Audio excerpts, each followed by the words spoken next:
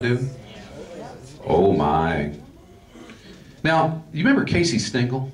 He used to manage the Yankees. And Casey would always get, and one time they brought him in the federal government, and they brought him up and they were going to talk about the antitrust laws in baseball. So they brought Casey Stengel in, and they said, Casey, what do you think about the antitrust laws of baseball? And Casey gets up there and goes, well, you know what I think about Mickey Mantle's a good hitter, and you know, I've got that guy. Well, we're going to play Milwaukee tomorrow, and later on we're going to be in the World Series, and tomorrow's spring training game, and we're going to go over to Pittsburgh. What did he say? And that was called Stingalese. That was called Stingalese. Does Joe Manchin have Stingalese? How's he feel about cap and trade? Does anybody know? I don't know. I know he likes a carbon tax, which, well, it's a really good thing, carbon tax. But let's talk about your power plant. Let's talk about that. Because by the year 2050, it has to have 80% of its CO2 evaporate. We have no technology to make it evaporate, but it's there. Have you ever thought about the ocean and CO2? How much CO2 does the ocean give off in a year? I can tell you exactly how much. 185 billion tons of CO2 is evaporated every year by the Atlantic and the Pacific and the other 5 seas. Now, let's shut the ocean down. I think it's a good idea. The Beach Boys are history. Man-made CO2 every year is 6 billion tons. This is how foolish this is. If you have one volcano sets off more toxic chemicals and CO2 than man produces in an entire year. This is how silly this thing is. And then we have China, and then we have India that don't care a thing about us. What are we doing? If we pass cap and trade, along with Obamacare, which still hasn't, in my book, passed, 71% of the gross domestic product in this country will be handled by the federal government. In free world, free society, we're number one. We have the biggest federal government anywhere going. Cap and trade will cost West Virginia 11,000 jobs. Cap and trade will cost us 85% of our coal business, which doesn't contain businesses that are off our coal business, like what I do.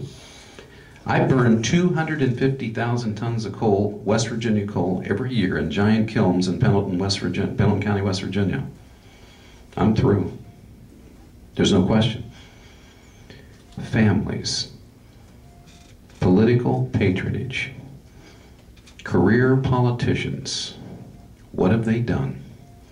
Look at them the next time they come in this room, and I hope they come in this room. I hope but they probably won't.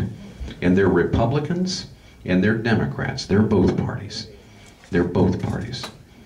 And when they come in this room, you ask them why we have a $14 trillion debt.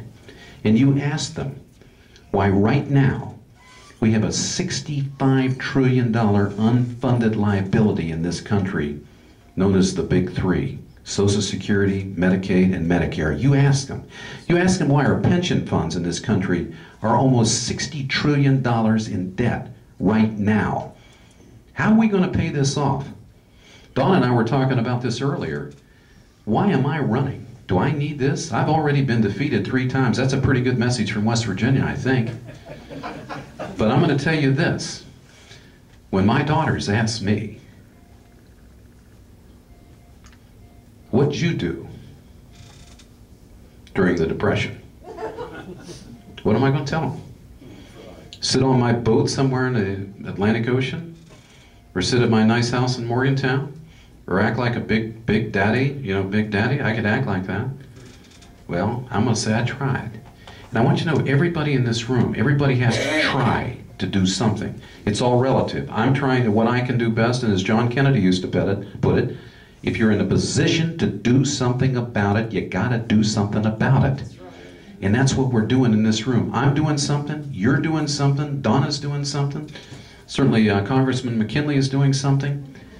But what are you gonna tell your children and grandchildren when you ask you that question? What did you do, Daddy? What did you do, Mommy? I've got my answer. And I've got a pretty good poll right now because Rasmussen just made West Virginia a toss-up state.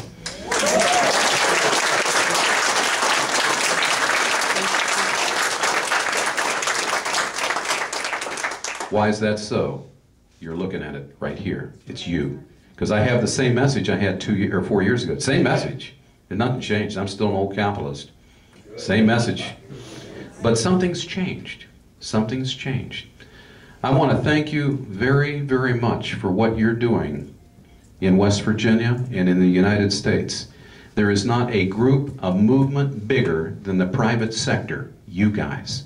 There is no reason for me to even be in this position right now if it isn't for you guys. And David McKinley will tell you the same thing. We wouldn't have a ghost of a chance. The United States is going to rise again. It's going to come back. It's secular.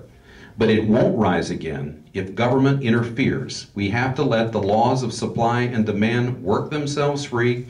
We have to lower our tax structures. We have to lower our regulation structures. And we have to set a positive business environment for American business. And we're going to be just dandy. Believe me. I've been in business 95 years, and I'm not a brain scientist. 95 years. How do I get that? I'm only 60 years old. I've been in business 95 years. Because I inherited something. I want everybody in this room's children to inherit something.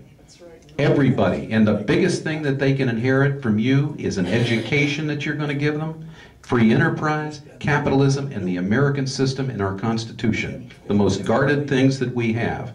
If we don't do this, we're going to lose it all. But you all have drawn a line in the sand. I'm doing my little part, but my little part is meaningless without what you're doing. We got an election day coming up, November the 2nd. Amen. I can't tell you the importance of this thing. This is our term limit. This is where we can put a term limit, even though we don't have those rights. We have a term limit coming up, right? Amen. And I can tell you this, if I'm elected, you're going to get good government. You're going to have communications with me every Wednesday on the Hoppy Kercheval Show, and I want to talk to you about what I'm doing in Washington. And you're going to hear what I'm going to do, because I'm not going there. I'm not going to take a salary. I'm not taking a pension. I'm not taking any of it. I'm just going to go there and do a good job. And I'm not going to run for re-election if I win, unless you want me to, because I'm easy to sit down. But I'm going to give you 2 years, and you're going to see what somebody that really gives a damn about this country, what we can do. Thank you very much. Appreciate it. Thank you.